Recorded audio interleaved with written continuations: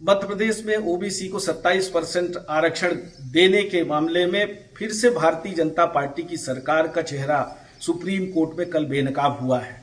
आरक्षण विरोधी मध्य प्रदेश की भाजपा सरकार है, ये हम कह सकते हैं। जिस तरह से 27% ओबीसी को आरक्षण देने के लिए लगातार जिस तरह से भारतीय जनता पार्टी की सरकार रोकने की कोशिश कर रही है, मिले हुए आरक्षण को जिस तरह से हाई कोर्ट में और सुप्रीम कोर्ट में लिंगारान करने की कोशिश कर रही है, जो इनके शासकीय अधिवक्ता है, इन्होंने जिस तरह से सरकार का पक्ष रखा, उससे ये स्पष्ट समझ में आता है कि भारतीय जनता पार्टी की सरकार, भाजपा के नेता सिर्फ ओबीसी की बात करते हैं, आरक्षण की बात करते हैं, पर ये ओबीसी विरोधी है।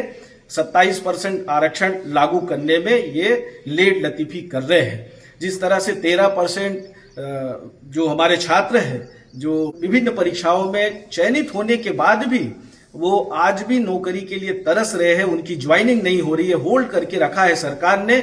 और सुप्रीम कोर्ट में सॉलिसिटर जनरल ने जिस तरह से कल डेट सुनिश्चित नहीं की, जिस तरह से सरकार का पक्ष रखना चाहिए वो नहीं किया। सुप्रीम कोर्ट ने तो फटकार भी लगाई है कि जब आरक्षण में कोई रोक नहीं है तो आप किस बात से 13% होल्ड करके रखे हैं। चीफ सेक्रेटरी से स्पष्टीकरण भी मांगा है, पर जिस तरह से सॉलिसिटर जनरल ने ओबीसी आरक्षण को लेकर डेट सुनिश्चित नहीं की है, उससे यह समझ में आता है कि इनकी नीयत में खोट है।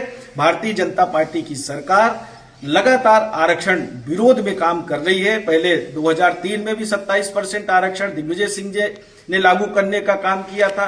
कमलनाथ जी ने 2019 में, जब हमारी सरकार 18-19 में बनी, 27% आरक्षण लागू करने का काम किया था। 14% आरक्षण भी कांग्रेस सरकार ने ही ओबीसी को देने का काम किया था। मध्य प्रदेश की जनता ने लगातार पिछड़ा वर्ग के मुख्यमंत्री तो 4-4 दिए, पर पिछड़ा वर्ग के हितों की रक्षा भारतीय जनता पार्टी की सरकार ने नहीं किया। और अगर सरकार की नीयत ठीक है तो हाई कोर्ट ने, सुप्रीम कोर्ट ने जो डायरेक्शन दिया है उसके अनुरूप तत्काल 27% आरक्षण लागू करें। 13% जो होल्ड है, जो हमारे चयनित उम्मीदवार प्रतीक्षा में है, 4-5 साल से प्रतीक्षा में है, उनकी ज्वाइनिंग नहीं हो रही है, उनको तत्काल ज्वाइनिंग कराएं। और ज्वाइनिंग उपरांत उनके जिस समय सिलेक्शन हुआ, जिस वर्ष में सिलेक्शन हुआ, उसके अनुरूप उनका भुगतान करने का भी काम मध्य प्रदेश की सरकार करे, ऐसी हमें सरकार से अपेक्षा है। मोहन सरकार जी से हमारा यही निवेदन है कि मुख्यमंत्री जी, पिछड़ों की आवाज सुनिए।